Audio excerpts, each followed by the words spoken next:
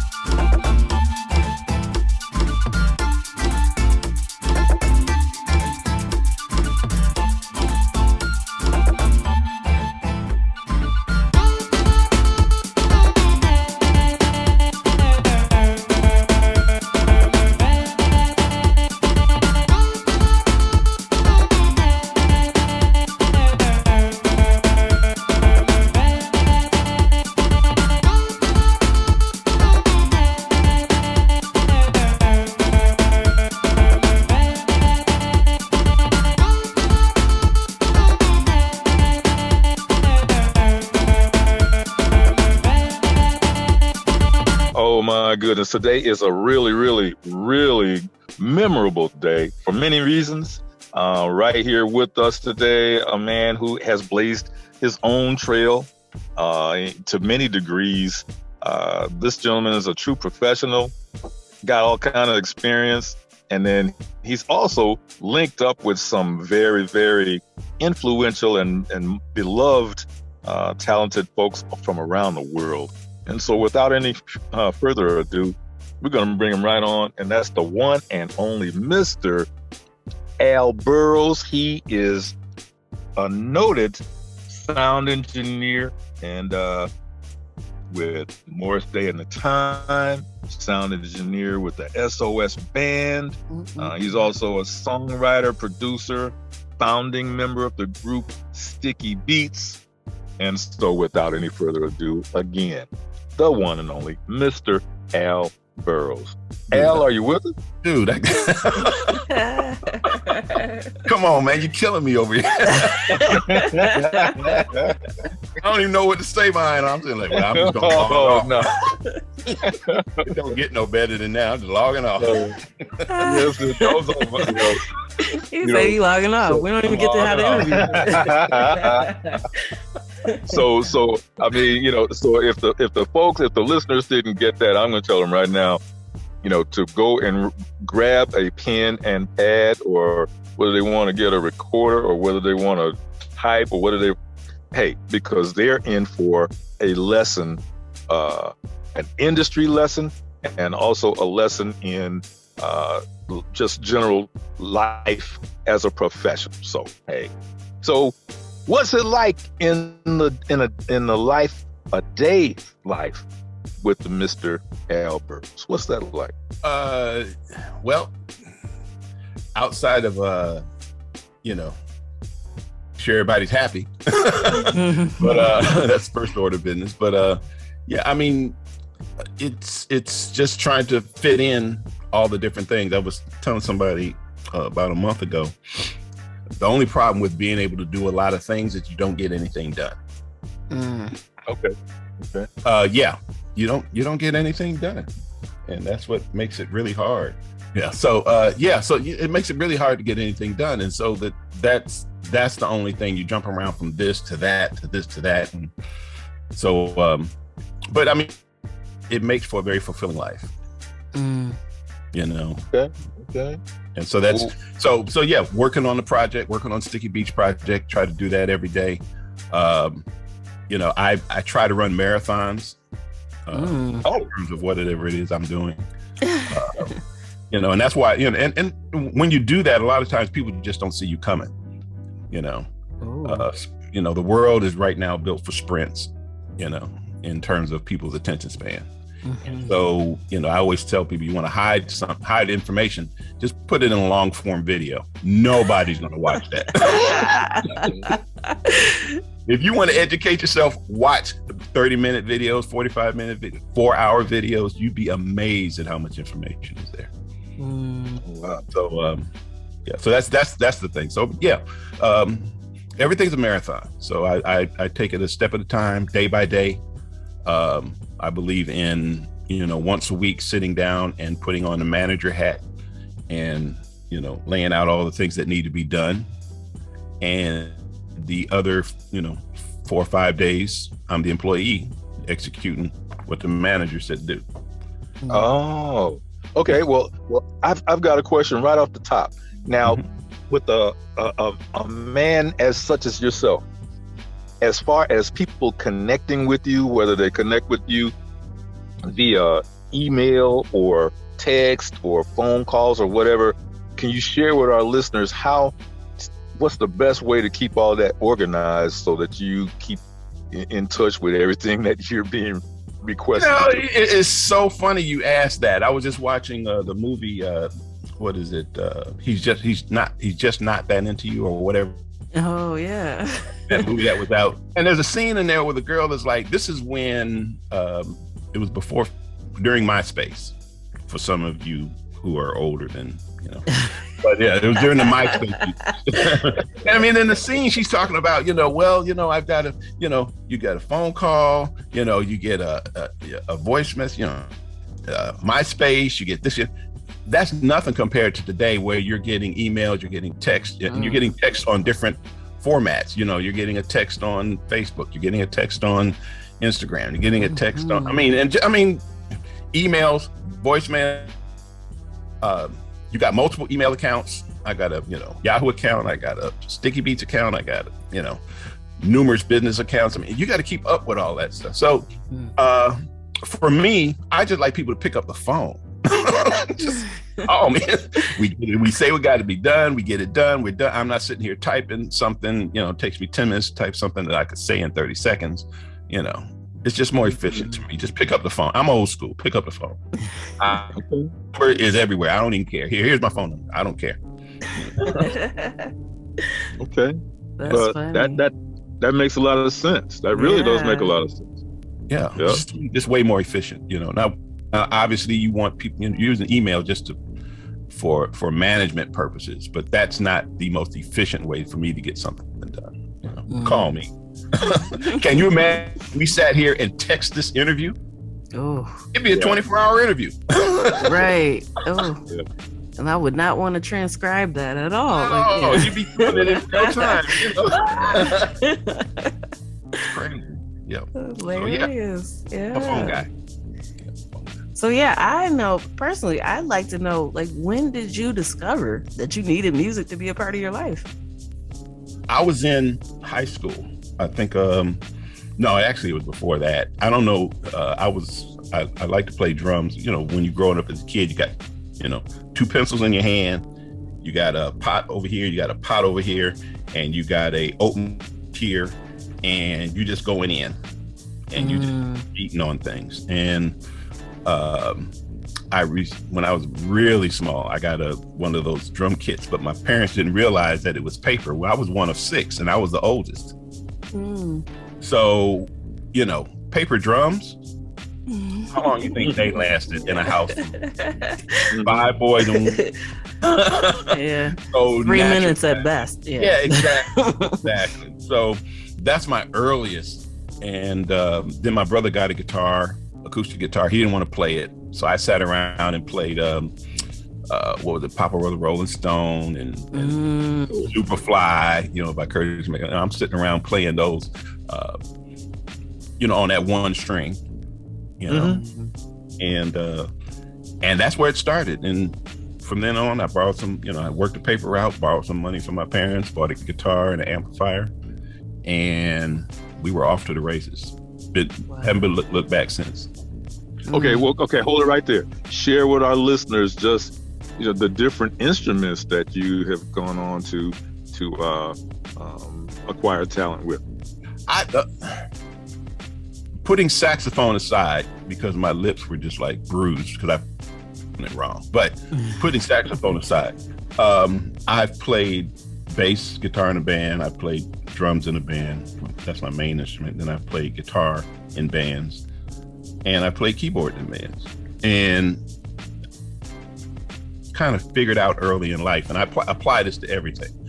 And I mean, people should try it too. I think it's a great way to discover who you are, is to understand one simple fact. You can do something today, do it again tomorrow. You'll be better tomorrow than you are today. If you understand that, then what that does is that basically takes the shackles off. It means you can literally do anything you want to do. All you got to do is be willing to pay the cost, which is basically your time. But you can literally go do anything, and I mean anything. And so that's why, if we need a keyboard player, okay, I'll do it. Oh, we need a drummer, okay, I'll do it. I mean, I remember getting into one band because the drummer, he was late to practice. I said, okay, well, I'll hold the beat down. That was his last day. Oh, that's why I don't show up late to practice. Love it. Okay. He's one of their boys. I'm out of a job. So what was it like? What was it like when you first realized years back that as what we see some very prominent other musicians do? What was it like when you realized that you can do everything on a song yourself and record it? I was doing everything myself out of necessity. When I first started writing, I got hit by a car when I was real small, and they put the money into an account. What do you call that? Trust. And so when I became 21, it was like $3,700 for a 21-year-old in 1980. So I bought the recorder and I bought the mixer, and I made a ton of money off of both of those pieces. But the point is that in order to record a song, I would have to put a microphone in a box with a metronome in another room, run that microphone to the desk, and then I would take that microphone and that click, I would start the recorder. I think I had two mics on the drums and kick and snare or kick and overhead, whatever it was. And I would sit there, and in my head, I had to make up the whole song. I had to know the arrangement and everything before I laid down the first track. And I'd sit there and I'd play the drums, and I'd play the bass. But it was because back then, you didn't have what you have now. Right now, you got a band in a box. You didn't have that back then. The only way you recorded a record back then was you had to have players. Well, I didn't know any players. So, that's why the bands were so big. Earth, Wind and Fire, how many people was that? 9? Something like that. Cameo. How big was that band? I mean, SOS, how big was that band? I mean, you look at, that's because you didn't have, you didn't have sequencers. You didn't have any of that, So when Prince was like, yeah, well, I'll do it. Well, he could do it. That's what the amazing part was. He really could play everything, So that was the thing. I didn't have a choice. Okay, so for those who are just coming around the corner, can you name some of the musicians that you've been blessed to have met or even performed with or rubbed elbows with over the years? Well, as a sound man, I think I've mixed SOS and Morris Day were the main acts, but along the way you pick up different gigs. I'm sorry, he said that so casually. He did. SOS and Morris Day, but I'm sorry. That's a big deal. Like, okay, keep going. I just needed people to know. Put a pin in that, because we got to come back to that. Okay. Put a pin in that, because there's a whole thing that goes with that. Okay. The SOS band and Morris Day and the Time. Right. Okay. And I've had a chance to do Cameo, Confunction, Barcades, and I can't think of all the others. It was along the way. I mean, somebody doesn't have a sound. No, wasn't Rolls Royce. We were talking, but that never happened. But yeah, I mean, you're running into all of these acts along the way, and some acts don't carry a front of house engineer, and which I don't necessarily understand. I think that if you have five members in a band and you're looking for a sixth, he needs to be your front of house guy. I'll never forget watching Rolls Royce one time. We were in Kentucky, I think, and the sound man came with the production company who brought the speakers and all of that. Well, this guy, I could tell, if you read between the lines, he didn't know nothing about a Rolls Royce. And so, back then you had different singers singing different lead parts. And so I'm sitting there and I'm watching the guy. He's got to be maybe 20 feet away from the desk, talking to some girl drinking a beer with his back to the stage. And the guy who sings one of the little high parts, he starts singing nothing.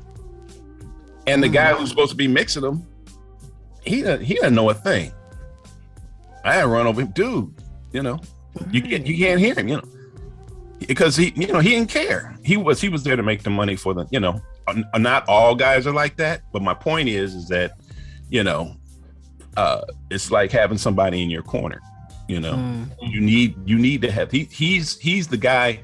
I've always said that front of house guy is the guy in between what's going on stage and what the people hear. And he's got to be good. Because if it's not, you can be killing it on stage. People are not getting it. They're not going to be happy. And I know I learned playing as a drummer when we would do like little local gigs. If the people just kind of like stand there just kind of looking at you real weird, it ain't that you ain't not hitting it. they're not getting it. That's so you need to get you a good sound man. And I tell people, don't, that's my. Now, I got to throw this out there. Have you ever considered, or is it in the planning for the future, perhaps a sound academy where you train folks for profit, to transfer some of the knowledge to them and they acquire the knowledge, but for tuition or something? I did that. I've done it several times, as a matter of fact. I remember when synthesizers really kicked in. I was holding an audio class out of the studio, and then I was holding a synthesizer class because synthesizers are so big and blah, blah, blah, and teaching the fundamentals of that. Then I also, maybe about 4 or 5 years ago, I was teaching another audio class. That's the most recent one. But yeah, I mean, I'm and I get asked that a lot. But it's when I had my recording studio, we had, and this will kind of put everything in perspective for you. We had everybody came through the studio. Hey man, teach me how to do this. They didn't want me to teach me. They wanted free studio time. That's what they wanted. And so, I mean, that was a whole nother, I don't want to call it verbiage, language, whatever. You had to be able to read between the lines. People would say one thing, they meant something else. So, to me, how to be an engineer was, I want free studio time. So my fix for that, which is what one of the reasons I felt like I had some great engineers, was that I said, okay, well, you see that shelf over there? You see all those books over there? You come by here and you feel like it, and you dive right into those books and eat it out. Okay. Because, and now the reason was, so people would say, well, why would you do that? Well, the reason was, if I have engineers working for me and I'm not there, and they run into a problem, they need to be able to fix it. These people are paying $30, $40 an hour, which, for some people they're paying, that's their gas money, their light money, they believe in themselves and they're going over the top. And, you got an engineer who has a problem and you can't fix it. No, you got to be able to go to the manuals and figure out what's wrong. I say you take them off the clock, you give them an extra 30 minutes and you fix the problem. So I needed people who were self-sufficient, which means they need to be able to read those manuals and figure stuff out. So that was always my litmus test. If you show up every week or every 2-3 days or whatever it is, and you're reading the manuals and you're learning, boom, you got my support. But I'm not going to sit here and just no, that's not going to happen. I feel like that's a good life rule. Yeah. Exactly. Awesome. Exactly. Yeah. I mean, time is valuable. My boy, who's probably listening to this, he fuss about his time. So then, how did you know that there was a fuse that had been lit that was going to manifest itself into a project called Sticky Beats? You know what? I wrote and produced some records back in the 80s. 2 of them made it top 40 Billboard R&B. And I got some checks. They weren't big, but they were big enough to get my attention. Wow. Okay. And I had always been a songwriter, always been blah, blah, blah, blah, blah. And, I had recorded some records on 4 tracks. And what I found was when I look back, I was doing stuff that you weren't supposed to do because nobody told me I wasn't supposed to do it.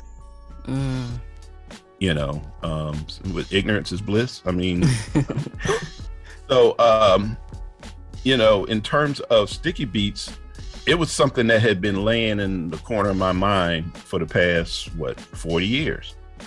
I always wanted to do something. I got COVID, went to the hospital for 5 days last year. I think it was last year. And when I came out, I found out that, we were just going to just give this stuff away and sell it and do whatever. And I've always told people my one fear in life is living. I'm 62. Let's say live 62 years. And at the end of the 62 years, 3 months later, it's like you weren't even here. Everything's gone, everything's sold. You struggle for 62 years for what? Wow. That's a scary thought when you think about it. I mean, think about it. You just like, everybody struggles. Yeah, everybody's out there doing their thing and got the, and then all of a sudden you gone and you don't know it. But hey, guess what? Life's going to go on. And if you don't leave a mark, you're done. It's like you weren't even here. Okay, so how did you formulate Sticky Beatz, and what were some of the criteria or requirements to get it the way that you wanted to manifest into? I'll say this: when I talked when Speech with Arrested Development told me that this is what I remember. I remember him telling me that he had to go before the board of directors for the record company that they got signed to, and he had to explain what Arrested Development was about. And he said he spent 30 minutes doing that. And I remember thinking, I don't know an artist that could spend 5 minutes talking about what they're trying to do. I just want to record, no, so when you look at Arrested Development, really you can look at it and say, oh no, this was not just an accident. There was something behind. Earth, Wind and Fire, the same thing. There was something behind what they were trying to do. So with Sticky Beatz, for me, I was thinking, I'm a puzzle guy. I grew up putting puzzles together with my grandmother. So I'm always looking for figure out. That's why I do so much, because I'm like, everything's a puzzle. Life's a puzzle. So there's always something to figure out. So with Sticky Beatz, what I wanted to do was several things. One, I'm a team player. I like working in groups. I don't care who's leading as long as we have a leader. And they get stuff done. The main thing behind Sticky Beatz, one, I wanted to make music that I wanted to listen to. I wanted to listen to. I realized that music is timeless. A great song is a great song, no matter when you write it. I haven't written my best song yet. And Sticky Beatz is an outlet for me to get stuff out of me musically that I always wanted to get out. Now, there's, at the same time, there's two parts of Sticky Beatz. One, it's all the music that we are writing now and going to write. But also, when you go to the Sticky Beatz website, which we're working on, hopefully have it done within the next couple of weeks, there will be what we call the Sticky Beatz Vault, where I will be taking music that I wrote on 4 tracks in the 80s and the 80s music I wrote. And it'll be different vaults, from 80s vault, 2010 vault, 2010 to 2020 vault. Okay. Oh, the Sticky Beatz Vault. Yeah, so it'll be all this music that I've written that wasn't released, because back then you had, there were gatekeepers. So you had to, if you didn't get past the gatekeepers, your stuff didn't get out. Those days are over. So I tell every musician right now, this is the time. If you ever wanted to do anything musically, now's the time, because there's nobody between you and the buying public. And so when you talk about the whole timing of Sticky Beatz and all that, yes, there was always something that I wanted to do. That's why I was writing songs, in the 80s and 90s. But you had people that you had to satisfy. Well, for me, Sticky Beatz is a timing thing. Now is the time. There's no governors. You don't have record company people to deal with. You technically don't have any radio people to deal with. You have distribution to deal with. You don't have to deal with. You don't have to have, technically, you don't have to have a manager. Right. A lot of acts, they're putting out their own records now. I remember when that was a big thing, when Prince did that. Prince made some moves, but yeah. We didn't deserve him. Exactly. When he messed around and said, okay, I'm gonna do a concert for 20,000 people, I'm gonna give away 20,000 CDs, and then that's gonna count towards sales. I was like, you gotta be kidding me. Was that not the gangster move? I mean, in the record industry, had to totally change behind that move. Wow. Because for every gig he was doing, he had 20,000 sales. Oh my gosh. Right. I mean, think about that for a minute. Every gig he did, Yeah, the world wasn't ready for Prince. No, he was way ahead of the game. But so Sticky Beats is the culmination of that. I want to make the other thing I was looking at was timeless music. I realized that, and for my brothers and sisters in the music business, I love you. Been that way from the very beginning. But I don't write for musicians. I write for people. And I try to write songs that musicians hate. And I tell you why. When I think about, I'm doing local gigs, and I mean, we're playing songs like Mr. Magic, we're playing Chameleon, we're playing, It Feels So Good, but, Chuck Mangione, but, we're playing all, Summer Madness, and this is stuff I was listening to in high school. These songs are over 40 years old. Yeah. And I go to corporate events today. Those songs are still being played by the bands. But these are the same songs that you hear every musician dog out. And I get it. But at the same time, I'm thinking, well, why are these songs being played 40 years later? And I said to myself, timelessness that you were talking about. Right. Yeah. So I said, I want to write those kind of songs. They're easy to get to, easy to digest. I'm not trying to, I'm not trying to break the internet. My name is not Bruno Mars. I'm not even trying to go there. I'm trying to write some music that I was working yesterday, and I had my stuff, and I said, okay, this is what I'm talking about. This is some stuff I can listen to while I'm working. Incognito got me through when I was studying for my PMP certification, management professional certification, which is really hard to get. But when I was studying for that, I had one song from Incognito that was just over and over and over again. What I found was, after a while, when I hear that song, I would automatically go into study mode, because the brain had been trained that when that song is on, you're studying. Wow. So and that gets into the brain and stuff, which I love the idea of the brain, but there's things that things that we can do that people don't realize how much the brain does and how much is on automatic pilot, which means that you can train it to do things you want it to do. But anyway, going back to the music thing, that's my thing. Sticky Beats is it's everything I ever wanted to do, and it's a what do you call it? Labor. This is where I get to do my thing. Oh, Okay. Yeah. And again, I don't have any kind of I have no kind of inhibitions at all about what I'm doing, which is why I'm saying, yeah, these songs were done on 4-track. They sound terrible, blah, blah, blah, blah, blah. But these songs, when I came out of the hospital and I realized that, again, my stuff would be thrown in the trash, I said, well, this stuff needs to be online where people can get to it instead of back of a drawer somewhere. Yeah. And if I was to give musicians any advice, no, if it's just because now people are just selling beats. I mean, 8 measures, boom, you want this, so why not take stuff that, I'm gonna sum this up.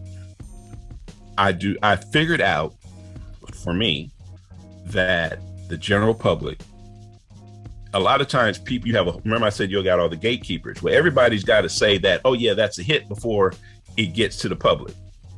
My philosophy is reversed now. Now, my job is to write the songs, and it's the general public's job to pick the hit. Ooh. That's their job. And I did that. We spent about a year writing about 40 songs. I'm talking about start, finish, master, mixed over. Try it sometimes. It ain't easy, especially when you work in an 8-hour day gig. And I had my favorites, and we went out and we tried to market the songs, and I started getting feedback, and stuff I loved, people hated. Stuff I hated, people loved. And that taught me, you are not in the hit picking business. That is not your job. Just write the songs. The public knows what they like, whether I like it or not, whether I feel like it's a hit or not. I think you had to pick hits back in the day because of the amount of resources that went into distributing, and getting a record out. Okay. You don't have that anymore. It's a click of a button and your stuff is distributed all over the world. So I don't have to be as picky about what it is that I put out. I can let the consumers decide. I like this. I like that. Well, Al, that makes you're in a happy place. Man, Yeah. Like, I know you helping people right now. Like, even me. Like, and I didn't even look at it like that. So, a lot of our listeners are music artists. So, man, you helping people. Now is the time. Put no brakes. We have a saying around the house: all gas, no brakes. So yeah, I mean, I ain't got nothing else to say. Like, yeah. Right. Whoa. Yeah. I'm getting ready to say, keep preaching, Yeah. I told you. This is your show now. Yeah, we know. I told you yesterday sitting back in our seats. I said, dude, now you really want And you can go. These are quite some revelations right here, and all good. And it's already making me say, well, okay. I'm sorry. I'm sorry. What'd you say again? I'm sorry. I'm saying this is quite a revelation. It's making me, my brain is ticking and so on and so forth, and I'm like, wow, there's a certain space that we have, but we're gonna have to roll a red carpet out for you periodically to educate the masses with just some little nuggets of your experience like that. Oh man, we need you to come through more often. Oh dude, hey, that's nothing but a phone call, and that's part of, right now, all of my friends, I've had some friends who are no longer with us, and that's a wake-up call. So now everybody I know, especially the ones in my age and older, a little bit younger, everybody's in legacy mode. And, you don't want to think about the knowledge and wisdom that's in the graveyard. I got taught early when my mother passed, and my grandmother, even when she passed, she made chicken that she would take to church, and the church folks would fight over it. I mean, literally fight over the chicken. Wow. Well, I grew up with her, and we didn't realize that we didn't have the recipe to the chicken until she was gone.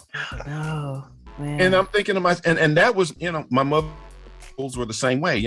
She's gone, and the recipe's gone with her. And so I'm not trying to leave nothing on the table. If somebody's willing to listen, I'm willing to talk, and vice versa.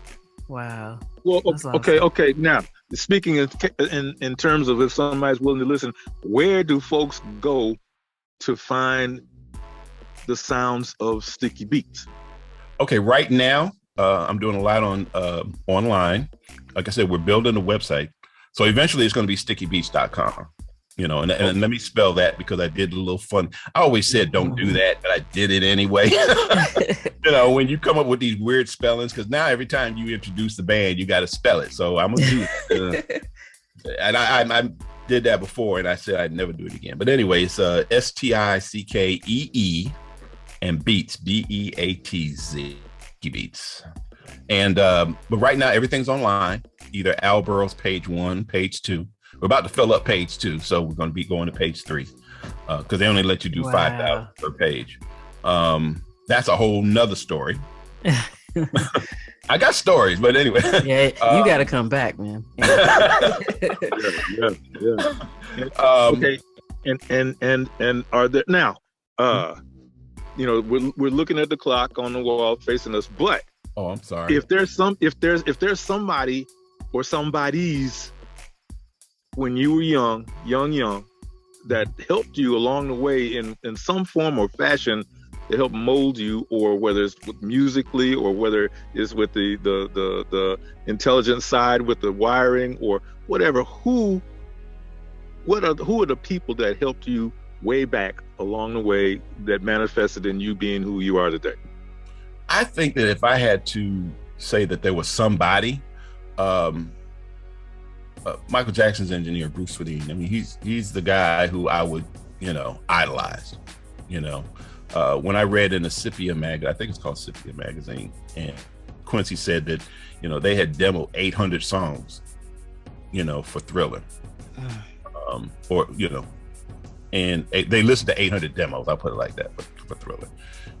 That taught me a lot about, and then Bruce, his whole approach to microphones and blah, blah, blah. Yeah, probably Bruce. Mm-hmm. And then Maurice White, I asked him what I needed to know. I was a little kid, and I asked him what I need to know to lead a band. He said, learn karate. I'll never forget that. Wow.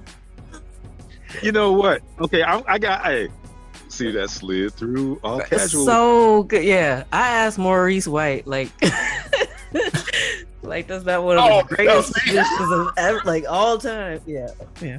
He did. He snuck that in there. Yeah. Life is just so grand. I mean,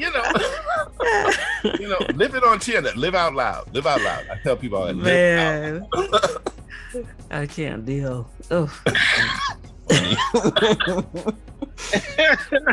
Oh, Michael Jackson's engineer. Yeah. Right. Yeah. They demoed 800 songs, and so forth. We smoked a couple stogies together, just so casual. Yeah. We were talking about how time flies and time gets away from us and blah blah blah blah blah. I mean, it's 62. You got stories to tell. You got stories. Everybody's got Breezy. Everybody's got stories to tell. My point is that when I was dating, I understood that at say 45, if I met someone else who was 45 years old, there was 45 years of their life I knew nothing about. And I had to keep that in mind. That's a real heavy thought when you think about it, because you're trying to make a lifelong decision with somebody who is going to give you their interpretation of the previous 45, if they give you anything at all. Okay. So that's why, for me, like I said, I mean, no, let's go, let's get it out. I mean, I want to hear what everybody's got to say, and anybody want to hear, but it's a lot. It's a lot, and I don't want to, like I said, I don't want to leave anything on the table. I don't want anybody, and that comes from, now I also say this, that comes from trying to live a good life, be good to people. How are you going to have a hard time communicating and talking to the world and being happy with people if you have to watch what you say because of what you've done? Oh wow. I mean, if you don't have that problem, you can be happy. You can talk, you can laugh, you can live a good life with no reservations at all, because you don't have anything in your history. We did a show, I was doing TV shows, and one of the shows was Four Guys and Me, and one of the topics was, do people have to lie? And everybody, you gotta lie. I said, well, no. I said, if you don't do anything you gotta lie about, then you don't have to lie. Wow. So, meaning, control yourself. Right. Yeah. So, like I was saying, you definitely have to come back. You've provided so much value for us and the listeners. So, I loved it. I loved it. I mean, you the two of you are great. I admire what you're doing. I think what you're doing is fantastic, and you got to keep doing it. Got to keep it. When you think nobody's listening, somebody's listening. Keep doing it. Yes, sir. Beautiful. Yes, sir. Well, one more time then, for those who have tuned in late, we're speaking with our illustrious guest, Mr. Al Burroughs, and sound engineer extraordinaire for the SOS Band, for Morris Day and the Time. He's a songwriter. He's got all kinds of hands in business and things of that nature. So you have really educated our listeners and us as well, just with your experience, and it's what a great time this has been. So having said that, please share with our listeners again where they can find your music, your creations, Sticky Beats and those kind of things. So where can they look for it? Again, that's Sticky Beats, Stickee Beats, Beatz. We will have the website stickybeats.com online here soon. We're just trying to get the finishing touches, little snags here and there. You can check us out there. We're also on Instagram, we're on Twitter, we're on Facebook. Those are the three main ones we're on. And we're going to be recording from now on. This is not like a one stop thing. We're going to be, this is lifelong from here on out. So we'll always be trying to drop something every, say, 2 weeks. We're trying to drop new material. And which is going to be a grueling schedule to get that kind of stuff out. But, we're trying to get it done. And there's just so much to say and so much to do musically. Eventually, we're looking at, doing dates here in Atlanta and wherever else. I'm there. Yeah, we'll have to fly your girl in, Yeah. We have to fly her in. She's special. we got Sky Miles. We can make that. I love it. Yeah. Let's do it. I'll be there. Yeah. Yes, So thank you so much. That's great. And then also Al Burroughs, page 1, page 2, soon to be page 3 on Facebook. Yeah, thank you so much for sharing all your wisdom and experiences with us. Yes. We really appreciate it. I just got diarrhea of the mouth. I can't help it. I appreciate it. So all the knowledge and everything. So that's just been really royal. So thank you for taking the time out of your busy schedule. And, we know you're an early riser. Because a lot of people in the music industry, they sleep late and don't get up to 2, 3 o'clock every day, 5 o'clock p.m. every day, but you're up and out early working on different things. And so, a consummate businessman with that. Billionaires make money during the day. Yes. They're in the office during the day. They're making phone calls during the day. They're having meetings. I'm not saying I don't do things at night, but that's when the real money's happening during the day. So get up. There you go. Okay, then. Yes. Well, then down the road, we're going to clear a path for you. Perhaps in the future, come back and sit in with us again and share, what's going on and educate these listeners and us too. So we appreciate you for doing what you've done today. Thank you so much. Okay, and for those who missed this, you can easily find it on our podcast and. We'll get that information out all over the place. The one and only Mr. Al Burroughs. Thank you, sir. Much. Look forward to it. Yes, sir. Man, that was a great time. It was so cool to have him on, to have somebody to have those experiences and just be able to share that with us. Just beautiful. Oh, it was. It really was. I mean, so that brings back the realness of music. Okay. Yeah. I mean, you can't get any realer than that. And and so he's so suave with it and everything, but he's a man of true experience and professionalism. And so there's no way to avoid understanding and realizing that. So that was a blessing, just a great thing, great time for him to just swing through and educate the masses with his experience and knowledge. Yes, sir. All right, and here we are with music industry news. It's that time. There's so many stories just buzzing around.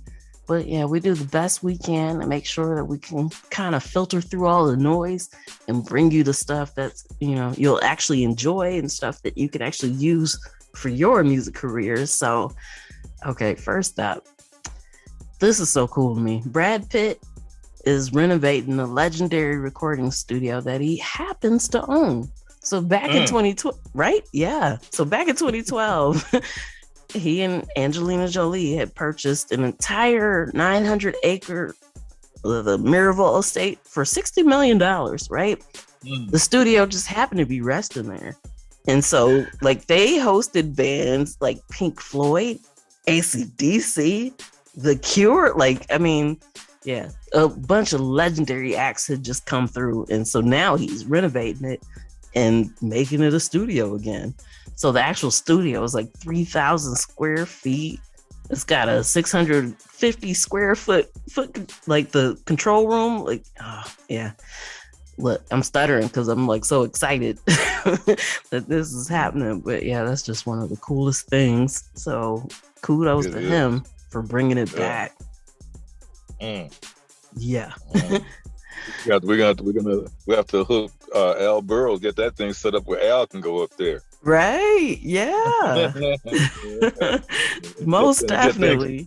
And get things straightened out for them. Right. Yeah.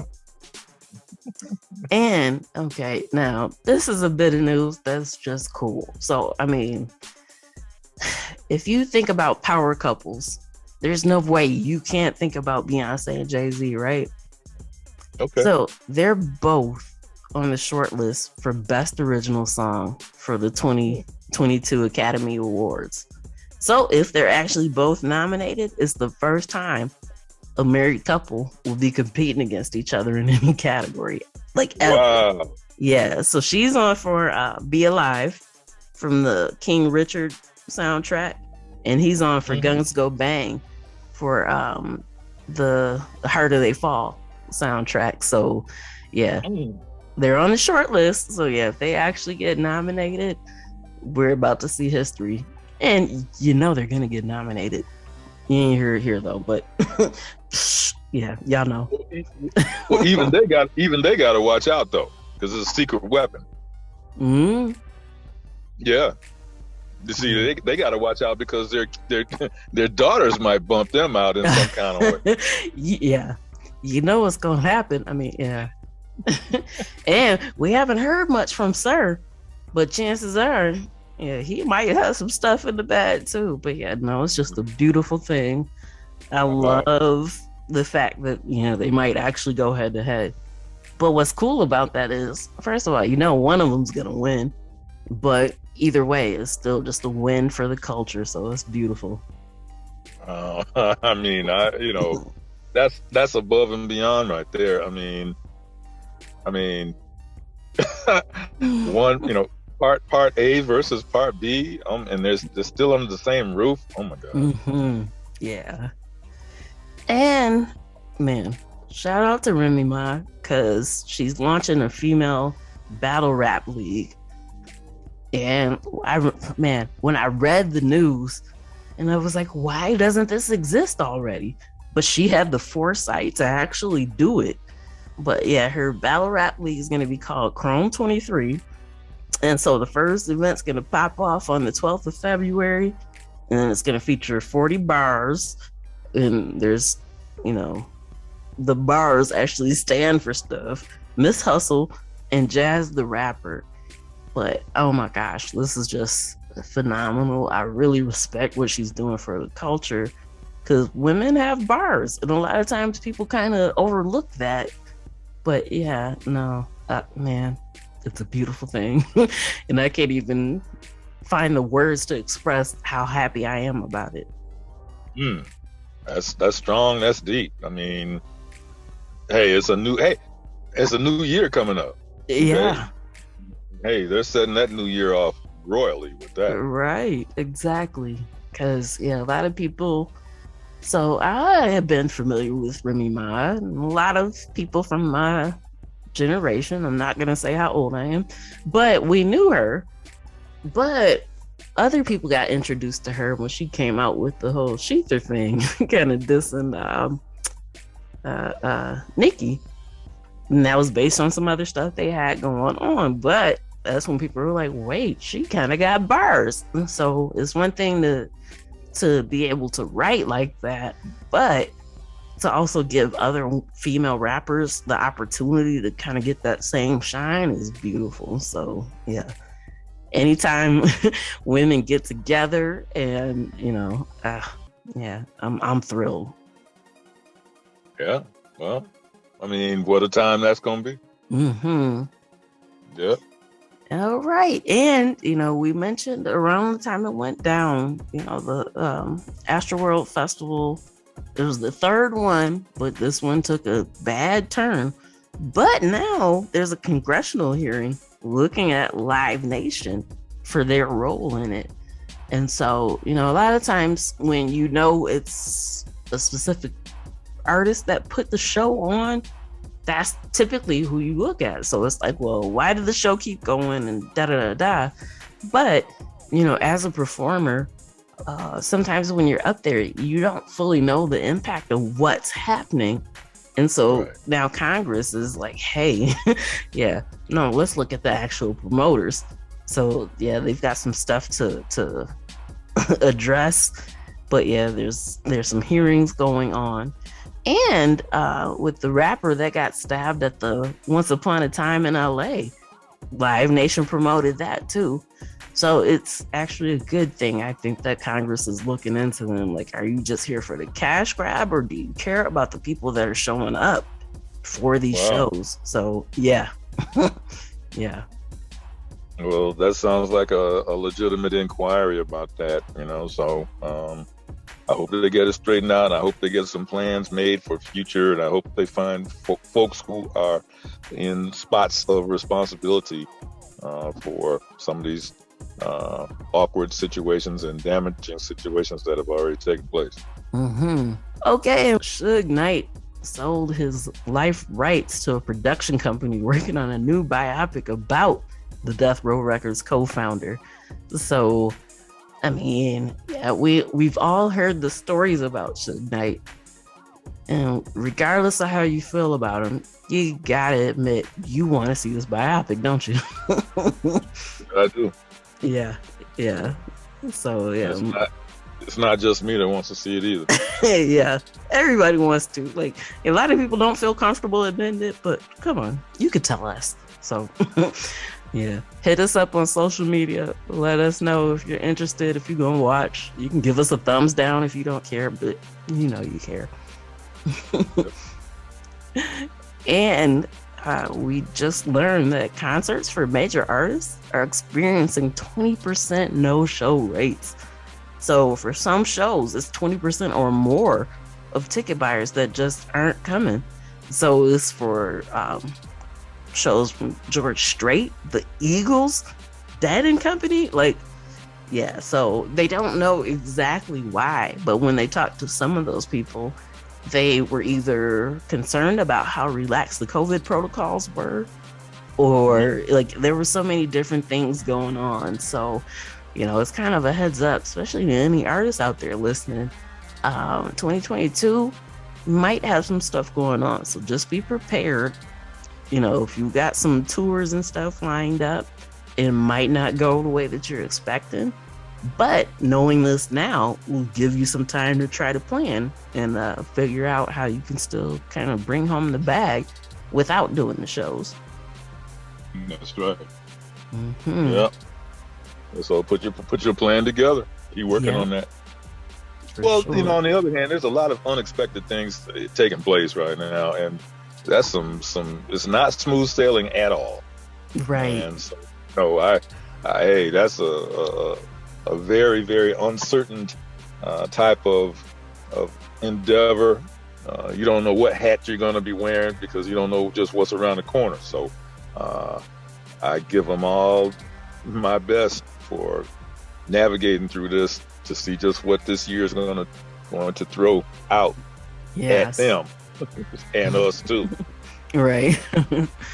It's like, yeah, Happy New Year to you, because, you know, as long as we know and we're prepared, then we can navigate around some stuff. It might not be the way that you anticipated it to go, but yeah, we're going to be all right. All right. And we'll take a quick pause for the cause and be right back after this. Okay. Achickwitbeatz and Breezy Gipson, where we provide music industry news, interviews, and tips for music artists. So make sure you keep it locked. Okay. And that brings this edition of Music Marvels with Achickwitbeatz and Breezy Gipson to a close. Once again, we thank you so much for rocking with us. Yeah, that was just, I mean, that was the first show of the year. Yeah. Okay. So, I mean, this is the first show of the year. So, I mean, it's starting out with a bang. One and only Mr. Al Burroughs. I mean, music news. I mean, you, me, you know, everything's all stirred up with a big spoon. And so that's just the start. That's the jump start. And we got 52 more editions coming this year. Yes. Yeah, So yeah, we're excited. Huh? Buckle up your chin strap because it's coming. Yeah. So yeah, we're excited. We're glad that you're rocking with us. And you know where to find us next time, same place. Tune in, tell a friend, and we'll see you then. Peace.